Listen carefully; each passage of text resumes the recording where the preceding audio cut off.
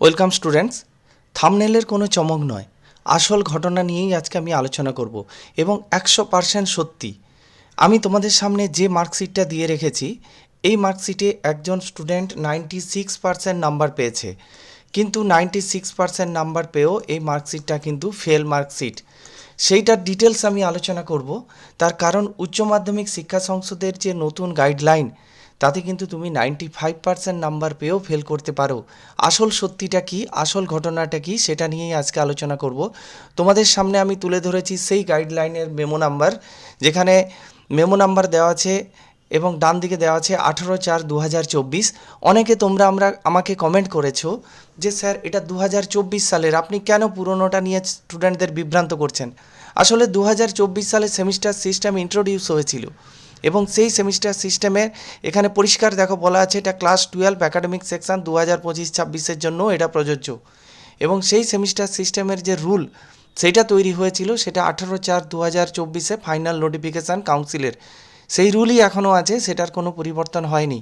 আমি এই সম্বন্ধে আলোচনা করব এবং তোমাদের যত রকম প্রশ্ন, এইচএসের রেজাল্ট কিভাবে তৈরি হবে, গ্রেস মার্ক কারা পাবে, কখন অপশনাল সাবজেক্ট কম্পালসারি সাবজেক্টে পরিবর্তন হবে, সেমিস্টার 3-তে অল সাবজেক্টে পাস কিন্তু সেমিস্টার 4-এ পাস মার্ক নেই, সেমিস্টার 3 সাপ্লিতে আবার সাপ্লি পেলে কী হবে, ল্যাঙ্গুয়েজ গ্রুপে পাস মার্ক নেই তাহলে কী হবে, দুটি বিষয়ে ফেল করলে কী হবে, অপশনাল ইলেকটিভে ফেল করলে কী হবে, প্র্যাকটিক্যাল এক্সামে অ্যাবসেন্ট হলেই বা কী হবে, প্র্যাকটিক্যাল এক্সামে কি পাস মার্ক পাওয়া জরুরি, এবং প্রজেক্ট জমা না দিলে কী হবে, বা সেমিস্টার 4 এক্সামে অ্যাবসেন্ট হলে কী হবে। এই সমস্ত প্রশ্নের আমি উত্তর নিয়ে আলোচনা করব। তার আগে তোমাদের কাছে একটি ছোট্ট রিকোয়েস্ট, আমার এই ভিডিওটা ভালো লেগে থাকলে অবশ্যই লাইক করো, বন্ধুদের মধ্যে শেয়ার করে তাদেরকেও ইনফরমেশানগুলো জানিয়ে দাও এবং কমেন্ট করে তোমাদের মূল্যবান মতামত আমাকে জানাও। আমি প্রতিটা প্রশ্নের তোমাকে উত্তর দেব। এবং আমার চ্যানেলে নতুন হয়ে থাকলে এবং শিক্ষা সংক্রান্ত খবর এবং কম্পিউটার সায়েন্স এবং কম্পিউটার অ্যাপ্লিকেশানে সমস্ত আলোচনা এখানে পেয়ে যাবে, তাই চ্যানেলটিকে সাবস্ক্রাইব করো। তাহলে যে বিষয় নিয়ে আলোচনা আমি শুরু করেছিলাম, সে বিষয়ে আলোচনা শুরু করছি। তোমরা ভিডিওটা স্কিপ না করে একদম পরপর আমার আলোচনা শোনো, হলে সমস্ত কিছু বুঝতে পারবে। এখানে যে স্টুডেন্টের আমি মার্কশিট তুলে ধরেছি সেটা 96% মার্কশিট।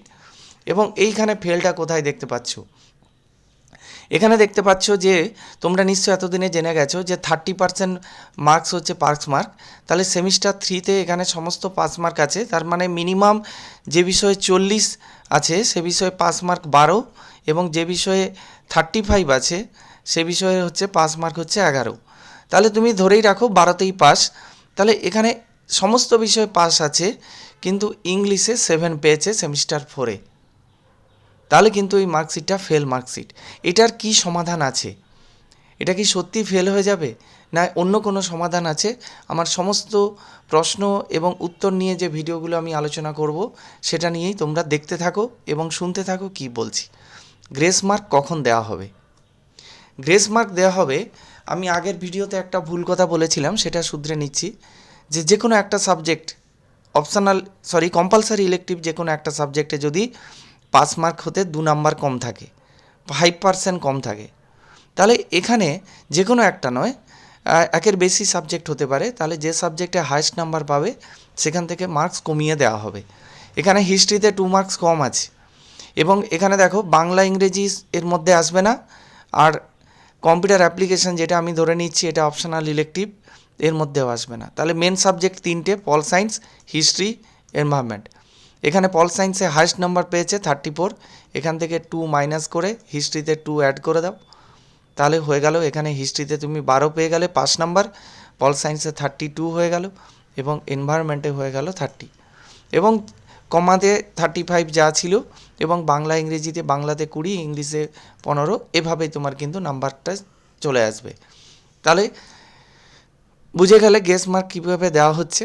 এটা যদি 2টো সাবজেক্টে হয় পাবে, কিন্তু 3টে সাবজেক্টে হলে তোমার আর দেওয়ার কোথাও জায়গা নেই, কারণ 3টে সাবজেক্টেই যদি তুমি ফেল হও মেন সাবজেক্টে, তাহলে তো আর অন্য কোনো মেন সাবজেক্ট থেকে কেটে এনে দেওয়ার সম্ভাবনাই থাকছে না। তাহলে ম্যাক্সিমাম 2টো সাবজেক্ট। নেক্সট আসছি, কখন অপশনাল ইলেকটিভ সাবজেক্ট কম্পালসারি সাবজেক্টে পরিবর্তন হবে। এখানে আমি যে নাম্বারগুলো দেখিয়েছি এটাতে কিন্তু পরিবর্তন হবে না। কেন হবে না? এটাতে পরিবর্তন তো হবেই না, উল্টে সেমিস্টার 4 সাপ্লি আসবে। দুটো বিষয়ে সাপ্লি চলে আসবে, একটা পল সায়েন্স, একটা কম্পিউটার অ্যাপ্লিকেশান। কারণ তুমি পল সায়েন্সে ফেল করেছো, আবার অপশনাল ইলেকটিভ যদি কম্পিউটার অ্যাপ্লিকেশান হয় সেখানেও তুমি ফেল করে গেছো, তাহলে কিন্তু এখানে চেঞ্জ আর হচ্ছে না। তাই সেমিস্টার 4 সাপ্লি হয়ে যাবে। এবং এই সাপ্লির এক্সাম কবে দিতে হবে আমি পরে আলোচনাতে আসছি, তোমরা দেখতে থাকো। তাহলে কখন অপশনাল ইলেকটিভ সাবজেক্ট মেন সাবজেক্টে পরিবর্তন হয়ে যাবে? এখানে পল সায়েন্সে একজন 5 পেয়েছে, অর্থাৎ এই সাবজেক্টে ফেল করেছে। আর কমাতে এখানে 15 আছে, কিন্তু এটাতে পাস আছে। তাহলে কমার এই 15, কমাকে মেন সাবজেক্ট হয়ে যাবে, মেন সাবজেক্টের জায়গায় চলে আসবে। আর পল সায়েন্স এই যে 5 পেয়েছে, এইটা তাহলে অপশনাল ইলেকটিভ সাবজেক্ট হয়ে যাবে। তাহলে কমাটা কিন্তু এখন কম্পালসারি ইলেকটিভ বা মেন হয়ে গেল। তাহলে এইখানে কিন্তু অপশনাল ইলেকটিভ সাবজেক্ট রাখার তোমার ফেসিলিটিটা তুমি পেয়ে যাচ্ছ। কিন্তু যাদের 5টা সাবজেক্ট আছে তাদেরকে কিন্তু 5টা সাবজেক্টেই পাস করতে হবে। যাদের অপশনাল ইলেকটিভ সাবজেক্ট নেই তাদেরকে কিন্তু 5টা সাবজেক্টেই ম্যান্ডেটারি পাস করতে হবে, নাহলে কিন্তু এইচএস ফেল হয়ে যাবে। নেক্সট আসছি, সেমিস্টার 3তে অল সাবজেক্টে পাস করে গেলে কিন্তু সেমিস্টার 4-এ পাস নাম্বার নেই, তাহলে কি হবে? এখানে সেমিস্টার 3তে তুমি সমস্ত সাবজেক্টে পাস করে গেছো, সেমিস্টার এই টোটালের মার্কসগুলো চেঞ্জ হতে পারে। সেমিস্টার 4-এ তুমি 8 পেয়েছো, পল সায়েন্সে হিস্ট্রিতে 6 পেয়েছো, এই টোটালগুলো পরিবর্তন হতে পারে, আমি কেটে দিচ্ছি। তো এখানে তুমি প্র্যাকটিক্যালে সমস্ত প্র্যাকটিক্যালে ফুল নাম্বার, প্রজেক্টে ফুল নাম্বার পেয়ে গেছো, তাহলে এখানে কিন্তু তোমার কাছে কোনো অপশান নেই। কারণ তুমি যদি 10-10 করে পেতে তাহলে তোমাকে গ্রেস নাম্বার দেওয়া হতো। কোথা থেকে? এনভায়রনমেন্ট থেকে 4 নাম্বার মাইনাস করে তোমাকে এখানে গ্রেস দিয়ে পাস করিয়ে দেওয়া হতো। কিন্তু যেহেতু তুমি 10-এর কম পেয়েছো তাই কিন্তু তোমার সাপ্লি এলো। তাহলে সেমিস্টার 4-এ যখন সাপ্লি আসবে তোমার কিন্তু 1 ইয়ার, 1 বছর লস হয়ে গেল। নেক্সট ইয়ারে যখন সেমিস্টার 4 এক্সাম হবে তখন তুমি পরীক্ষা দেওয়ার আবার সুযোগ পাবে। এটা কাউন্সিলের গাইডলাইন। কিন্তু মাঝে একটা আলোচনা চলছিল যে স্টুডেন্টদের 1 বছর কেন নষ্ট হবে, তাদেরকে যদি সেমিস্টার 3-র সঙ্গে সেমিস্টার 4-এর সাপ্লি দেওয়ার ব্যবস্থা করা যায়, এটা আলোচনার স্তরে আছে, এটার এখনও ফাইনাল কোনো নোটিফিকেশান নেই। তাহলে এখনকার নোটিফিকেশান অনুযায়ী তোমাকে ধরে রাখতে হবে তোমার পুরো 1 বছর, মানে পরের বছর তুমি ফেব্রুয়ারি মার্চ মাসে যখন সেমিস্টার 4 এক্সাম হবে তখন তুমি শুধুমাত্র পল সায়েন্স এবং হিস্ট্রি দেবে। অনেকের কনফিউশন আছে, পুরো কি সেমিস্টার 3 দিতে হবে, পুরো সেমিস্টার 4 দিতে হবে?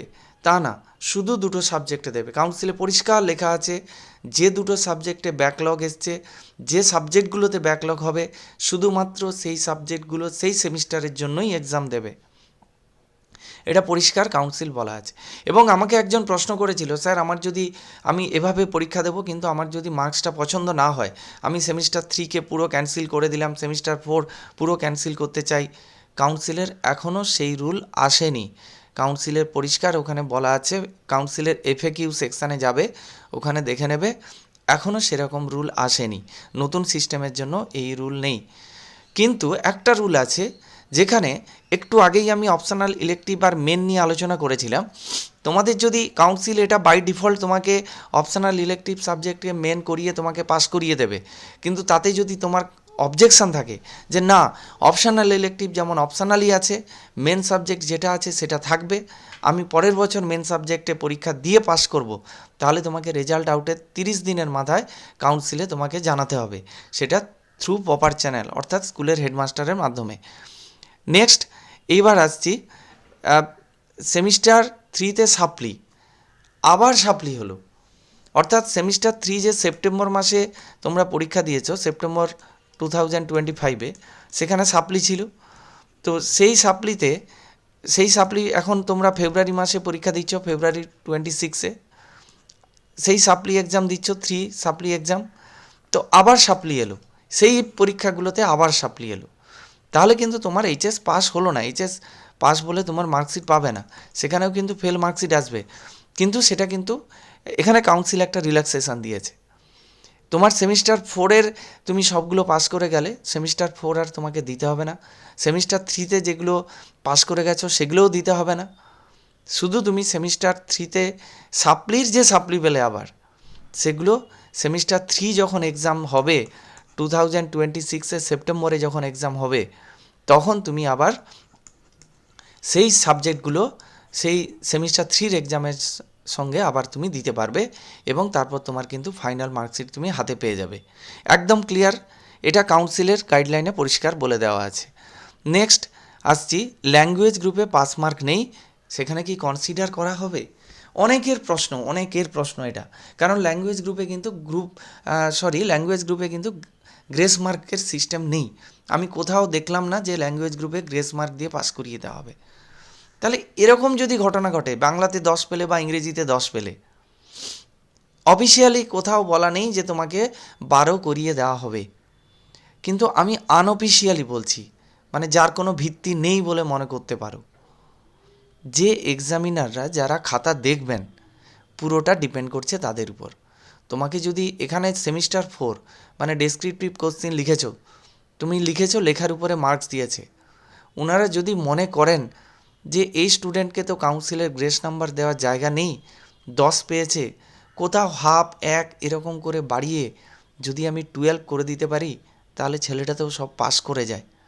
তাহলে কাউন্সিলের বাইরে আমি কথা বললাম, যেখানে মানবিকতার উপরে কথা বললাম, কারণ যেখানে এক্সামিনাররা যারা খাতা দেখবেন তাদের মানবিকতার উপরেই এটা ডিপেন্ড করছে।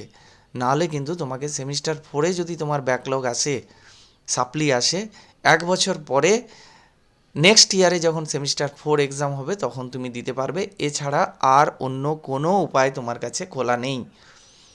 এবার আসছি দুটি বিষয়ে ফেল। যদি দুটি বিষয়ে ফেল করো, যে কোনো দুটি বিষয়ে ফেল করলে কিন্তু সাপ্লি আসবে। সেই সাপ্লি এক্সাম তোমাকে নেক্সট ইয়ারে দিতে হবে, 1 বছর ইয়ার লস হলো। তো সেটা যদি অপশনাল ইলেকটিভ সাবজেক্টও হয়, সেটাও কিন্তু সাপ্লি তোমাকে দিতে হবে। নেক্সট আসছি, অপশনাল ইলেকটিভে যদি ফেল হয় তাহলে কী হবে? এটা অনেকের প্রশ্ন। এখানে দেখতে পাচ্ছ সেমিস্টার 3-তে সমস্ত বিষয় পাস, সেমিস্টার 4-এর সবগুলো বিষয় পাস, অপশনাল ইলেকটিভে ফেল, 5 নাম্বার পেয়েছে। কোনো সমস্যা নেই, তুমি পাস করবে, এখানে কোনো দ্বিধা নেই, এখানে কোনো সাপ্লিও দিতে হবে না, এটা পাস। কিন্তু প্রবলেমটা কোথায়? অপশনাল ইলেকটিভে ফেল করলে তোমাকে পাস বলে ডিক্লেয়ার করা হলো, কিন্তু মেন প্রবলেমটা কোথায়? মেন প্রবলেম হচ্ছে এখানে, তুমি একটা কম্পালসারি সাবজেক্টে ফেল করে গেলে, মেন সাবজেক্টে, আবার অপশনাল ইলেকটিভেও ফেল করে গেলে, তাহলে কিন্তু এই দুটোতে সাপ্লি নেক্সট ইয়ারে দিতে হবে। কারণ এখানে কাউন্সিলেরও কোনো ক্ষমতা নেই যে তোমাকে অপশনাল ইলেকটিভ কম্পালসারি চেঞ্জ করিয়ে দেবে, কিচ্ছু করার নেই, এখানে তোমাকে পরীক্ষা দিতে হবে। এইটাই হচ্ছে প্রবলেম। যদি অপশনাল ইলেকটিভে ফেল করো আর অন্য কোনো সাবজেক্টে ফেল করো, তার মানে তুমি দুটো সাবজেক্টে ফেল করে যাচ্ছ। সমস্ত পরীক্ষা দিতে হবে না, যে সাবজেক্টগুলোতে ফেল করবে শুধু সেই সাবজেক্টগুলোতেই পরীক্ষা দেবে। নেক্সট, প্র্যাকটিক্যাল এক্সামে অ্যাবসেন্ট হলে কী হবে? প্র্যাকটিক্যাল এক্সামে অ্যাবসেন্ট হলে কী হবে, এটা সবচেয়ে বড় প্রশ্ন। প্র্যাকটিক্যাল এক্সামে অ্যাবসেন্ট হলে তোমার কিন্তু ফেল হয়ে যাবে, মার্কশিটে পাস আসবে না, প্র্যাকটিক্যালের জায়গায় অ্যাবসেন্ট বলে লেখা থাকবে।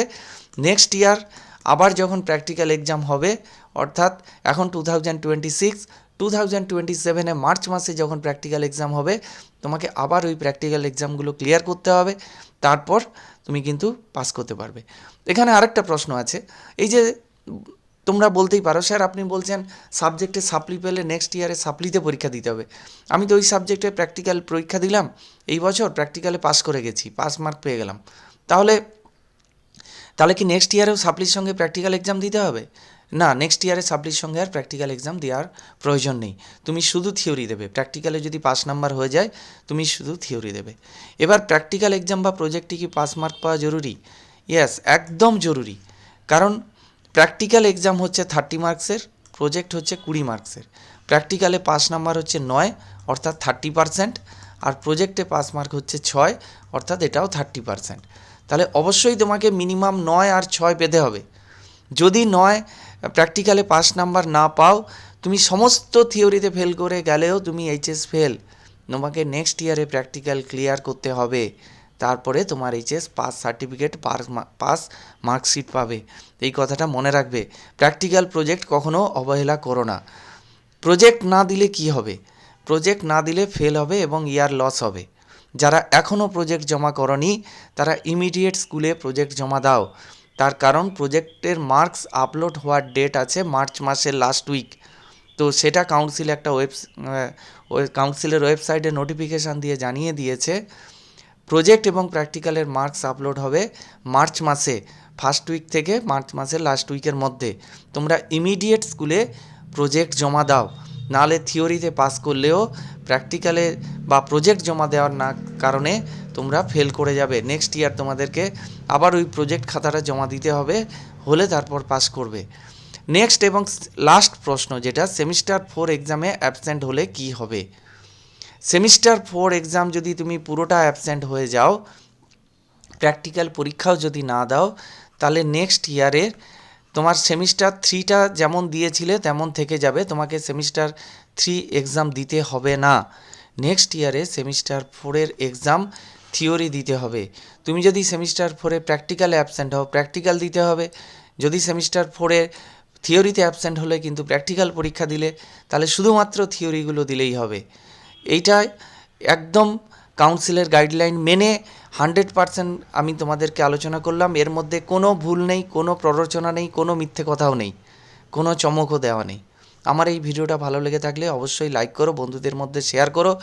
তোমাদের পরীক্ষা এবং রেজাল্টের জন্য অনেক অনেক শুভকামনা থাকলো। তোমরা সবাই ভালো থেকো। Thank you.